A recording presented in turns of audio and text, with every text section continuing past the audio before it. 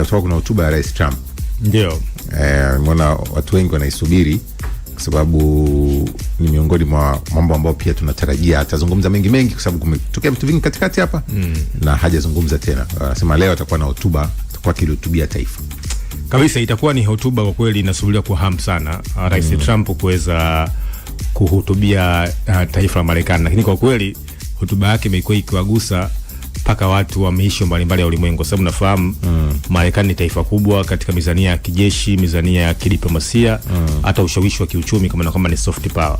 Kwa hiyo hotuba yake ya leo itaenda kugusa masuala mengi sana, na swala kubwa ambalo kimsingi watu wanasubiri kusikiliza ni siku 10 ambazo alizotoa kwa nchi ya Iran. Nafahamu kwamba taifa la Iran limepewa na Trump siku 10 kuweza kukubali mazungumzo, na wakati huo hotuba yake inakuja baada ya naonya vile za hatua za Trump dhidi ya Iran. Kwa kweli hotuba yake inasubiriwa kwa hamu sana, lakini hoja kubwa ni hiyo tension kubwa Mashariki ya Kati, lakini zaidi sana unafahamu Trump vile amepitisha kodi kwa kila taifa.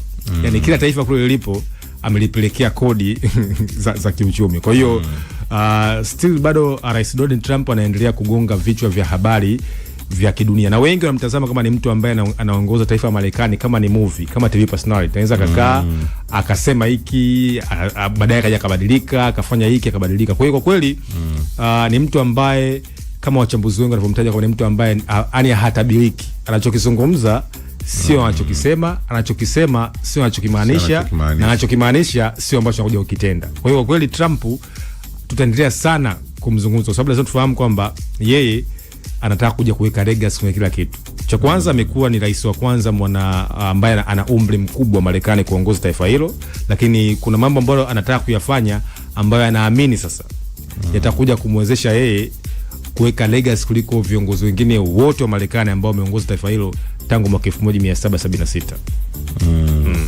Sawa, na sisi tusubiri tuone kitakachojiri kupitia kwenye hotuba yake hiyo ambayo watu wengi sana wanaisubiria, na tuweze kuona kama atagusia hayo ambayo juzi alikuwa akishangaa kwamba anashangaa mpaka sasa Irani hawaji kabisa. Yeye anashangaa.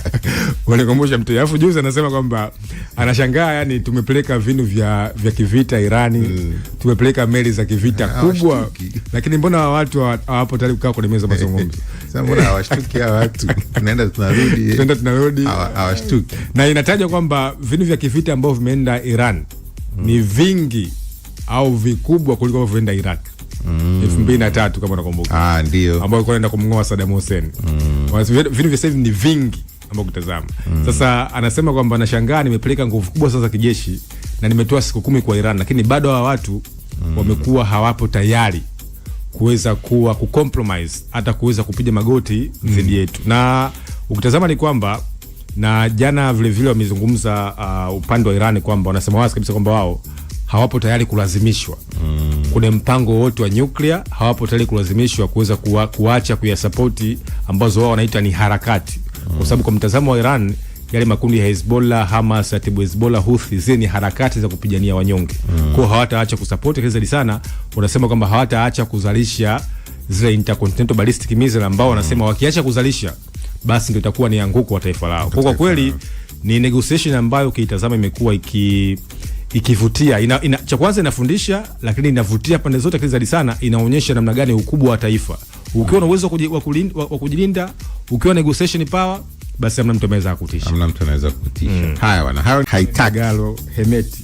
Hemeti. Serikali ya Sudan inasema haielewi kwa nini wamekutana, kwa sababu wenyewe wanaamini RSF ni maadui. Kabisa, kumekuwa kuna huo tofauti mkubwa sana kati ya RSF kuna kwamba Rapid Support Force ambayo inaongozwa na Mohamed Dagalo au maarufu anaitwa Hemeti, dhidi ya jeshi la Sudan ambalo lilikuwa linaongozwa na Abdul Fattah al-Burhan. Huyu ambaye anatajwa kwamba na mkuu wa majeshi ambao kuna nchi ya Sudan wote wamekuwa wakipambanua kwamba ni viongozi wa Sudan. Kwa nchi ya Sudan jeshi la RSF linatajwa kwamba ni jeshi la kigaidi.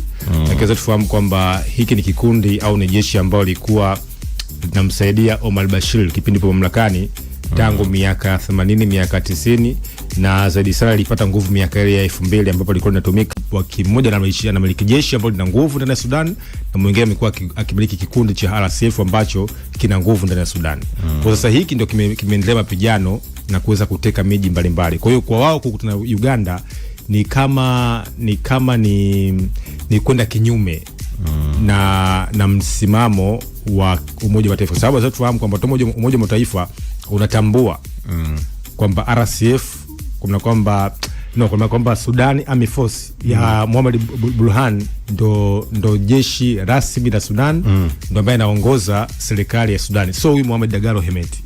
Kwa sasa kama unakumbuka mwaka jana walikutana Kenya, wakapiga sana kelele vile vile. Kwa hiyo ni muendelezo sana gani sasa nchi za upembe ya Afrika za IGAD zinaweza kukaa kwa pamoja kuweza kuwasuluhisha mzozo, kwa sababu mzozo wa Sudan kwa kweli umeweza kuchukua zaidi ya watu 300,000. Yani watu ambao wamekufa Sudan ni zaidi ya watu wa Gaza, watu wa Palestina, watu wa Ukraine. Lakini kwa pamoja, kwa sababu watu wengi sana, taifa limeanguka kutazama, na kwa kweli nchi imegawanyika kati ya RSF upande mmoja na Sudan Army Force upande mwingine. Wizara ya mambo ya nje ya Sudan yenyewe ikikosoa na kulaani mkutano huo inasema ukatili wa RSF umeorodheshwa na jumuiya za kimataifa na kulaaniwa na mashirika ya kikanda ambayo Uganda ni mshirika. Kwa hiyo wanashangaa mshirika ambaye jumuiya ambazo yeye yupo zinalaani yeye amefanya hivyo. Lakini nikimsikiliza niliona wakati baada ya mkutano huo ule Daglo yeye alisema alikwenda Uganda kwa sababu Rais Museveni ameombwa na jeshi la Sudani awe mpatanishi. Kwa na yeye amekwenda kama sehemu ya upatanishi. Haya bwana, hiyo ni taarifa kutokea Sudani. Wakati huo pia niliona jana Chad imetangaza kufunga mpaka wake na mashariki ya Sudani baada ya hili chama kinaendelea Sudani. Kwa hiyo ni muendelezo tu wa yale ambayo yanajiri. Mtoto wa Mugabe, wa rais wa zamani wa Zimbabwe, Robert Mugabe ameshtakiwa rasmi kwa jaribio la mauaji. Kuna ile story wiki iliyopita kwa kubwa kweli. Sasa pale mahakama ya Afrika Kusini taarifa ni rasmi kwamba ameshtakiwa kutokana na jaribio la mauaji. Belamini Mugabe mwenye umri wa miaka 28 alikamatwa wiki iliyopita baada ya mwanamume mwenye umri wa miaka 23 kupigwa risasi na kujeruhiwa katika nyumba moja katika kitongoji cha kifahari cha Johannesburg. Pale alikamatwa pamoja na mlinzi wake. Hakuna mwanamke yoyote aliyetoa maoni kuhusu mashtaka hayo. Hakuna mwanaume yoyote aliyetoa maoni kuhusu mashtaka hayo, lakini wanasema ameshtakiwa.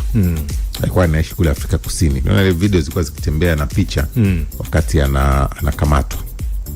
Unaona Haya bana, hiyo ni miongoni mwa taarifa pia ambayo kwa Afrika imekuwa ikizungumzwa kwenye yale ambayo yanajiri. Twende tukatazame mengi yanayojiri huko duniani sasa, ambapo miongoni mwao nimeona